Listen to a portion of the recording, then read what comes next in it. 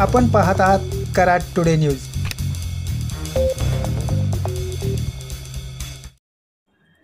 पुणे येथून कोल्हापूरकडे निघालेल्या शिवशाही बसला दुपारी महामार्गावर भीषण आग लागली।